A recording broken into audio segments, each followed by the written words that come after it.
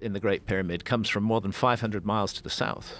If you look at the famous King's Chamber, its walls and its roof are, the ceiling of the King's Chamber are all made with gigantic granite blocks. What if everything you thought you knew about the pyramids was wrong? Imagine a monument so precise and colossal. It baffles modern engineers, yet is officially credited to a civilization using primitive tools in just 2 decades. The Great Pyramid of Giza isn't just a tomb, it's a sophisticated enigma that might rewrite human history. Graham Hancock spent decades piecing together clues from hidden chambers, ancient star maps, and water-worn stones, unveiling startling evidence of a civilization lost to time, one that engineered wonders far beyond what's accepted. This isn't speculation, it's a challenge to the story we've been told, and the proof may stun you.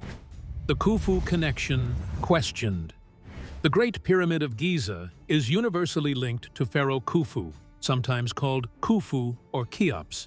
History books tell us he built this immense structure around 2500 BCE, using tens of thousands of skilled workers and primitive copper tools. Yet, when you look closely for solid proof tying Khufu to the pyramid, the connection quickly becomes unclear. For such a monumental project, the evidence within the pyramid itself is astonishingly absent. Unlike other tombs and temples from the era, the Great Pyramid's interior walls hold no inscriptions, no hieroglyphs, no dedications, not even a single name. Most Egyptian royal tombs overflow with carved texts, praising the gods, proclaiming the ruler's divine right, and telling stories of the afterlife. But inside the Great Pyramid, there is only cold, silent stone. The supposed sarcophagus in the king's chamber is plain, undecorated, and, crucially, completely empty. No mummy, no treasures, no artifacts confirming a burial or royal association have ever surfaced. Conventional Egyptology leans heavily on a single piece of evidence found in 1837. Quarry marks discovered inside a hidden chamber by Colonel Howard Vyse, a British explorer. Vyse's quarry marks are often presented as ancient graffiti that name Khufu, but that story raises more questions than answers. Vyse had strong incentives. Competition with other explorers threatened his fame and funding. There were no witnesses to his discovery, and inconsistencies in his notes suggest the marks might have been fabricated or at least heavily manipulated. Even today, those quarry marks are the only direct link between Khufu and the pyramid. There is no external inscription, no papyrus scroll, and no temple relief unambiguously crediting Khufu as the builder. This stark silence inside what should be the greatest royal monument is deeply puzzling.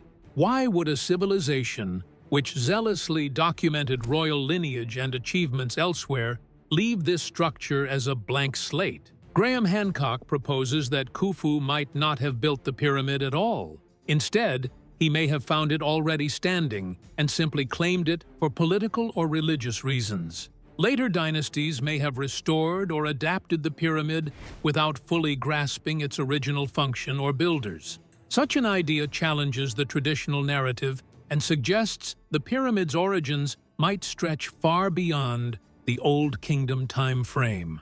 Most other pyramids from that period are in ruins or crumbling, but the Great Pyramid stands pristine and vastly more advanced. If it predated Khufu, then even the Egyptians themselves could have marveled at a mysterious legacy they did not understand. This unsettling possibility sets the stage for the real mystery. How and when was this breathtaking monument actually constructed? The more you dig, the more you realize that the official story doesn't hold up under scrutiny. But this is just the beginning of an even deeper puzzle about the technology and knowledge behind the Great Pyramid. If Khufu didn't build it, then the question becomes not only who did, but also how, because the engineering behind the pyramid is unlike anything else from ancient times. Engineering beyond its time. The Great Pyramid is a staggering achievement of engineering precision, one that continues to baffle experts today. Its alignment to true north is astonishing.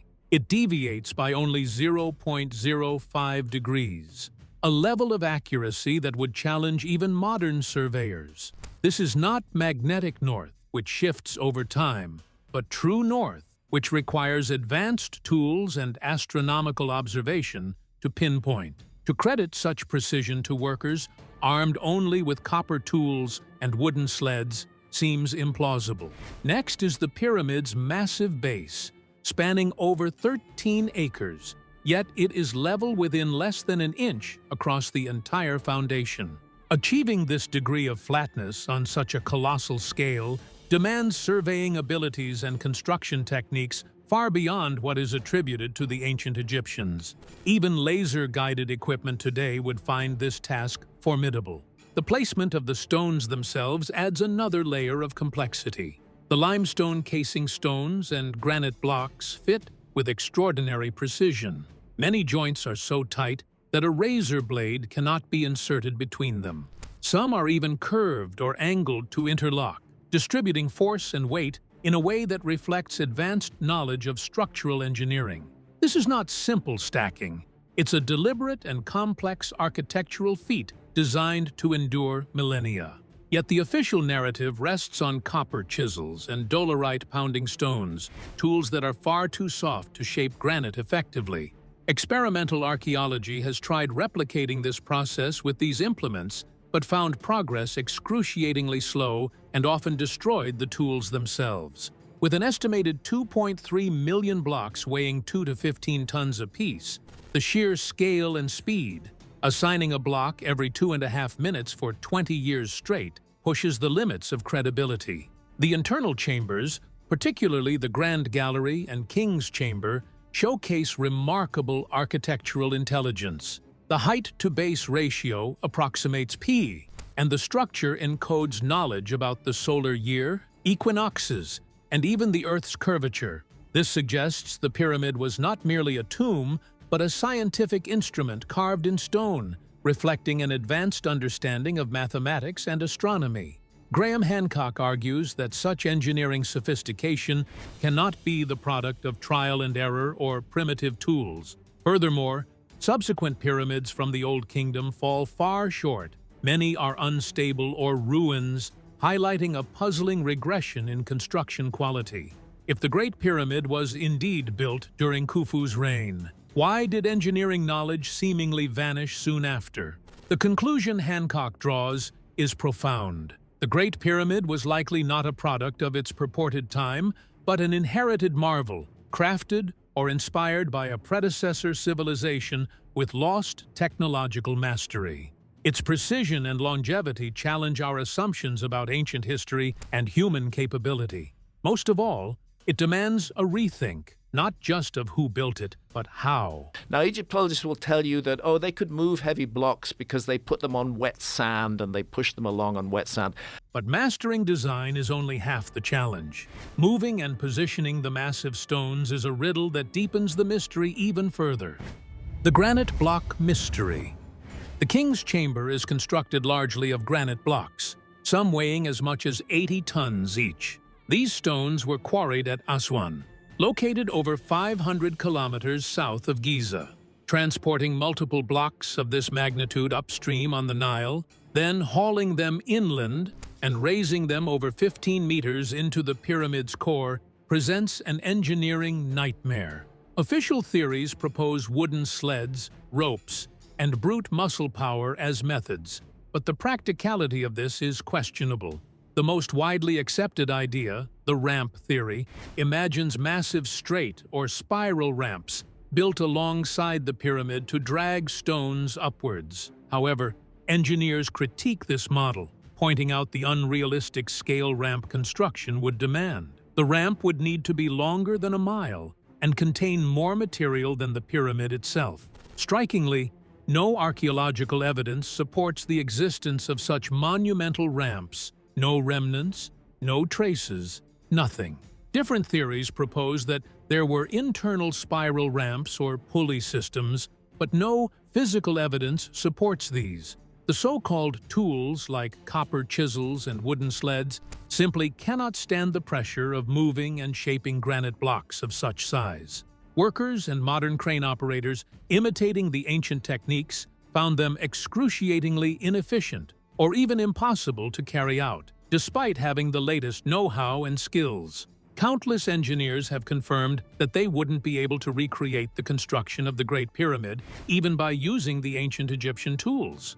This bold proclamation challenges the accepted ideas of the past and hints that perhaps there were once lost technologies or methods. Hancock openly claims that this project was not about brute force, but rather about deep knowledge, a superiority in engineering physics that is now lost to us. Is it possible that the builders were up in arms over the matter, not merely due to lack of support, but rather because their specific knowledge was suppressed or forgotten? Hancock says he feels that way. He does not offer the lifting devices and other known physics applications as examples, but rather as speculation, and gives them the entire pyramid's building precision and scale as possible. It is unfortunate that direct evidence for these technologies is missing, but this does not mean they are not feasible. The transportation and construction mystery that has survived through the ages is one of the main reasons why the two sides in the debate on the interpretation of Egyptian antiquities, traditional Egyptology on one hand and alternative theories on the other, are so far apart. A great deal of humanity's forgotten history is already lost in the sands. No one knows how much more there is, and whether the Great Pyramid is then an indicator of human limitation, or rather a triumph of ancient genius. As the questions about how led inevitably turn to when, and perhaps who, because the timeline conventional history offers simply doesn't fit the facts uncovered so far. Sphinx and water erosion. At the edge of the Giza Plateau stands the Great Sphinx, a monumental figure carved from a single block of limestone. Traditionally, scholars date the Sphinx to around 2500 BCE, crediting Pharaoh Khafra with its construction. However, geological studies challenge this timeline.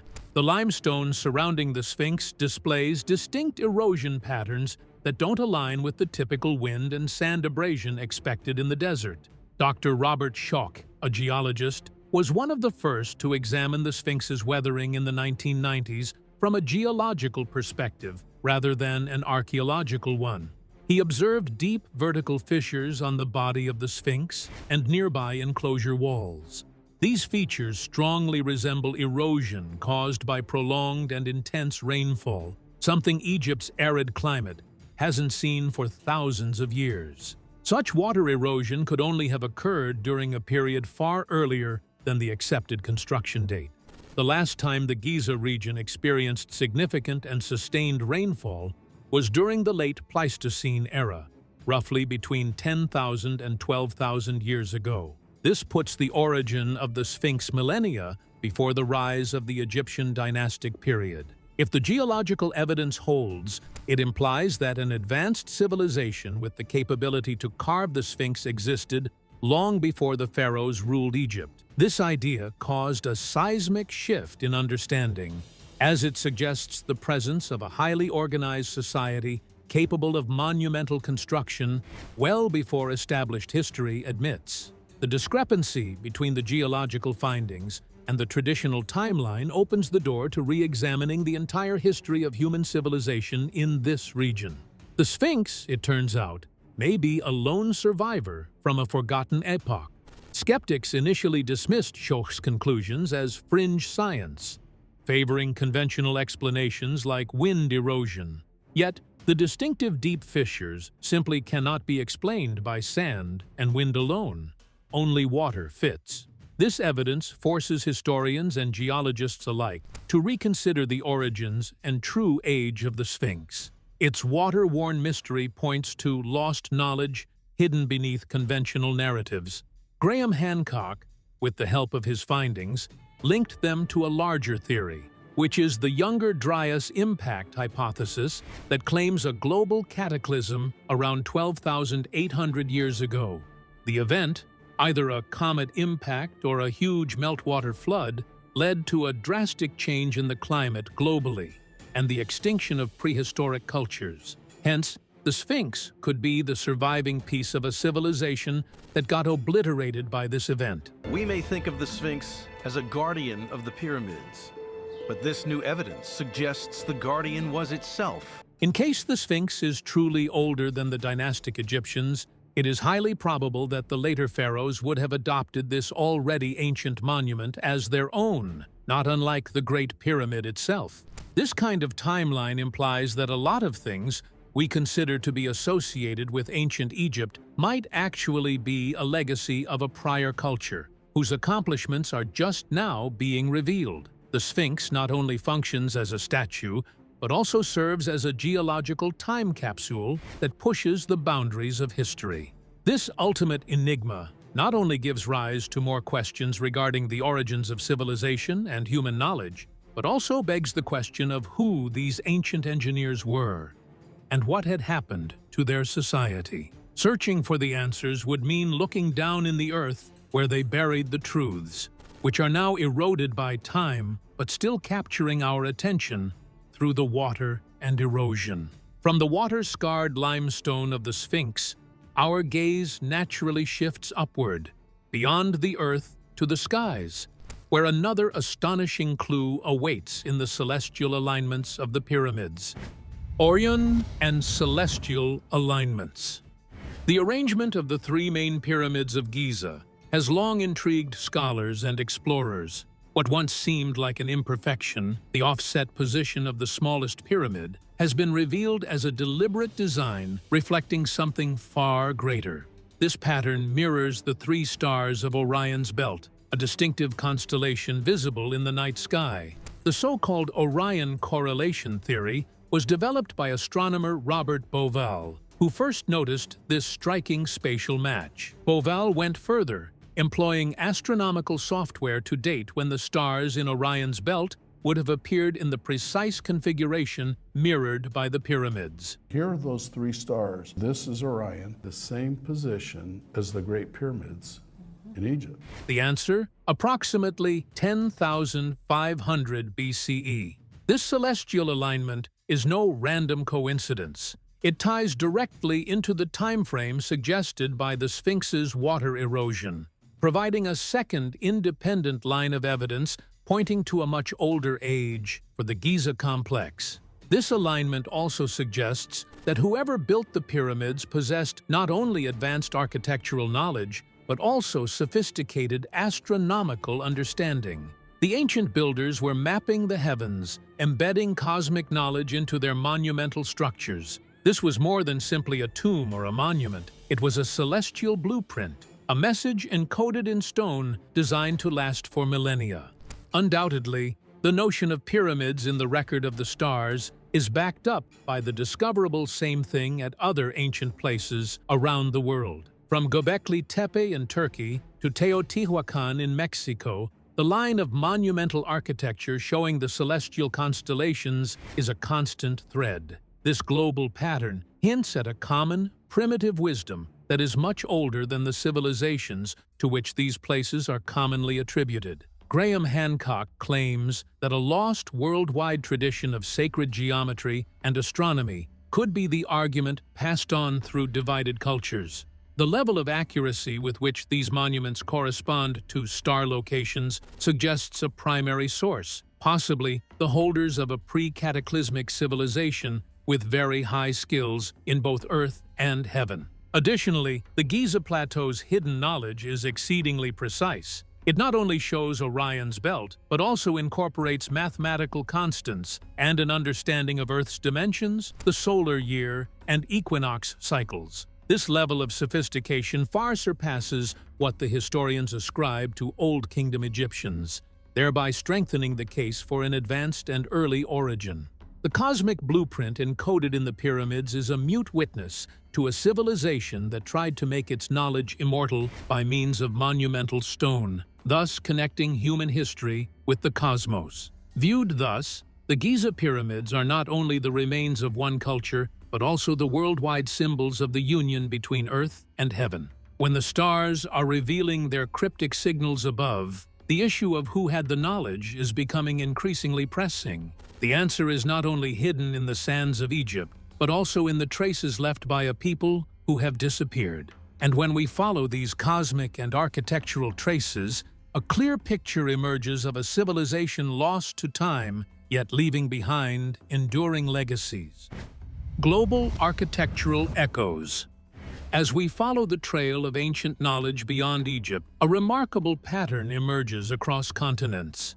Pyramid structures and celestial alignments appear not only on the Giza Plateau, but from the Sun Pyramid in Teotihuacan, Mexico, to Angkor Wat in Cambodia, and even the pyramids of Meroe in Sudan. Sudan has more than twice the number of pyramids you have in Egypt. Far south in Jebel Bakar, a small mountain north of Khartoum. These vast distances and completely separate cultures share striking similarities in design, orientation, and mathematical precision. How could civilizations with no established contact consistently produce such aligned monuments? Architectural experts observe that these pyramids often encode comparable mathematical constants and celestial bodies, hinting at a universal language of sacred geometry. The measurements and angles align not only with star systems, but also with Earth's dimensions and cycles, suggesting a profound understanding of astronomy and geography. This widespread correlation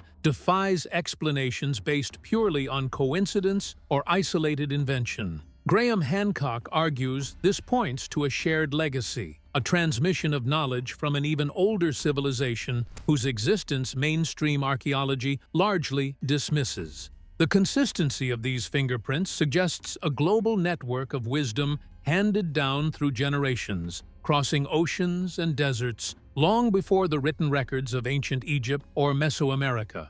It's as if scattered cultures preserved shards of a forgotten blueprint for monumental construction and cosmic alignment. The idea is that instead of having a linear progression of civilizations, with their destroyed and isolated cultures being represented by the grand monuments, there was an advanced and widespread culture that went through a cataclysmic event, which, over a period of time, lost traces of its existence here and there through the monuments. Thus, it would not be the main achievements every time, but rather one big puzzle of which they would be the pieces, each showing a bit of the sophisticated culture that was buried or revealed in stone. The connections of architecture through the ages would not be just connecting the surface. They would be tying human hopes and knowledge together over time and across different regions. The very tools and techniques of construction, while differing in finer points, nonetheless possess a certain accuracy and purpose that hints at a commonality of principles. The masons were not just copying forms, they were infusing symbols, making the pyramids divine messages that were caught in stone for eternity. This finding questions the widely accepted view that the ancients were always developing their cultures fresh from the earth without the influence of other civilizations or exchanges. The existence of these structures at such different points on the map makes us think of the lost chapters in human history, when mighty empires might have been coexisting unnoticed because of their common understanding of the cosmos and the planet. Could this be the residue of a civilization that got extinct because of a disaster, but through these colossal memorials has been continuously commemorated over the ages? The recognition of these architectural echoes needs one to broaden the horizon of the human past and also to think differently about the ways knowledge travels and changes. It unbolts the possibility that the most remarkable things happening in the ancient world were not the result of the solitary genius, but of a progressive and interlinked human story. This new perspective encourages us to rethink the pyramids' builders and their purpose, associating their impact with civilizations that have long been erased from the surface of the earth by the sands of time. The question deepens: who were these people, and what happened to their profound knowledge that almost disappeared from history? The Lost Civilization Theory.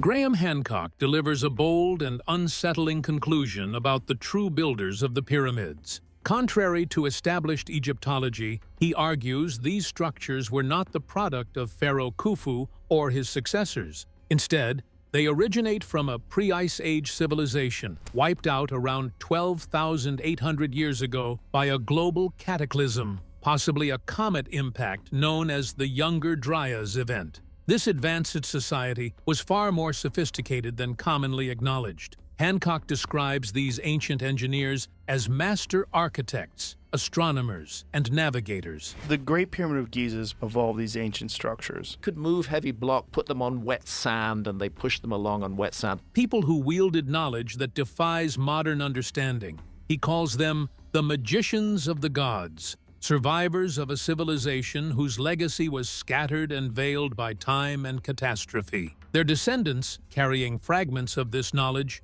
traveled and seeded the foundations of later cultures across the globe. This lost civilization's influence is visible not just in the pyramids of Egypt, but echoed worldwide in similar monumental architecture and star alignments. Hancock views the Great Pyramid as a kind of time capsule, a deliberately crafted message intended to outlast floods, wars, and the erosion of memory itself. It was not built merely as a tomb or monument, but as a beacon of information encoded in stone. The theory boldly goes against historical academic consensus and implicates the prolonged suppression or ignorance of human antiquity. Hancock maintains that there are legitimacies for the powerful institutions to uphold the accepted timeline, which is the foundation of national pride, academic careers, and entrenched stories. Uncovering a much older, more enlightened past is bound to overturn these structures. The support for this theory comes from different sources: geology, archaeology, astronomy, and comparative mythology, all leading to a unified view abolishing the view of global disaster as a reason for the extinction of advanced prehistoric civilizations. Not fringe speculation, but interdisciplinary insights that have been developed over the years are now calling for serious consideration and re-evaluation. Hancock is now inviting the audience to perceive human history as a multi-story building by following the signs of this lost culture through world architecture and encoded cosmic knowledge. The widely accepted chronologies only represent one of the many chapters in the history of scientific triumph and the human race's ability to withstand hardships. Realizing that the pyramids were the inheritance of the destroyed civilization changes the view of the monuments from that of ancient wonders to that of ancient communications from the past, cryptic, intentional, and ready to be interpreted by those who dare to challenge the official history. The lost civilization story is now being revealed through the body's serious investigation and the newly to come attractions that will complete their tale and continue to keep the public curious and to fuel arguments. The mystery remains. If such a civilization existed, why has its memory been so deeply buried? And who benefits from keeping its secrets hidden? Suppression and secrets. Despite remarkable discoveries pointing to mysteries long buried beneath the sands, many of the most compelling findings about the Great Pyramid have been met not with excitement, but with silence and obstruction. In 1993, German engineer Rudolf Gantenbrink sent a remote-controlled robot named Khufu out into the narrow shafts of the pyramid.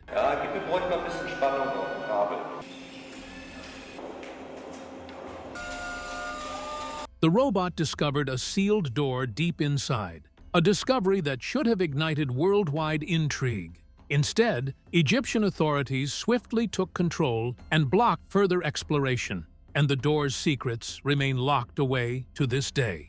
This pattern of concealment didn't end there. In 2017, scientists utilized muon tomography, a cutting-edge particle scanning technique, to peer inside the pyramid's structure without excavation. Their scans revealed a massive hidden void above the Grand Gallery, equivalent in size to a passenger airplane. Such a vast, unknown space within one of the world's most studied monuments is astonishing. However, no cameras or researchers have been allowed inside, and no new information has emerged, as if the discovery itself has been quietly shelved. Graham Hancock has grown increasingly frustrated by what he calls deliberate censorship. He believes these discoveries are withheld not out of safety concerns, but because they threaten the established story of human history. If the pyramids were not built by the dynastic Egyptians as commonly claimed, many foundational aspects of archaeology, history, and national identity would require rewriting.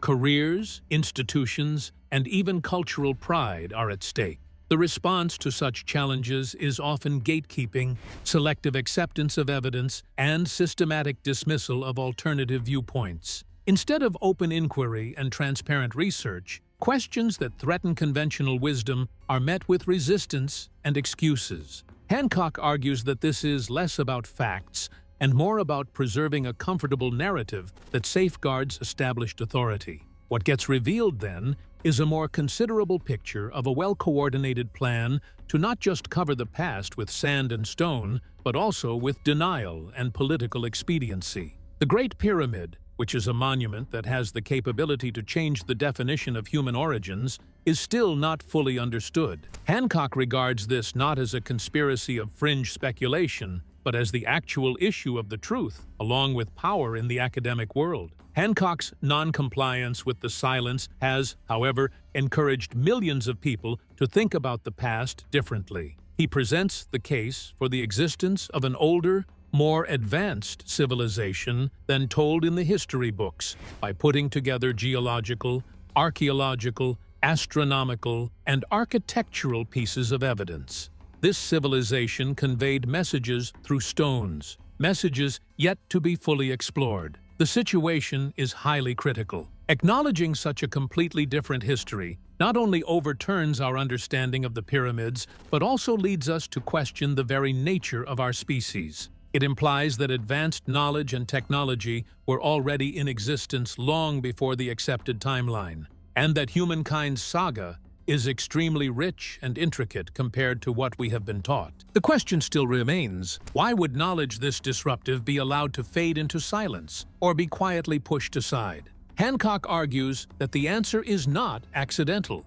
He believes that fully accepting these ideas would force us to face something deeply uncomfortable. It would mean admitting that our understanding of history is incomplete and that some of the greatest questions about human origins remain unanswered. The pyramids, if they truly carry messages from a forgotten civilization, demand more than technical study. They require humility. They ask us to accept that our current explanations may not be enough.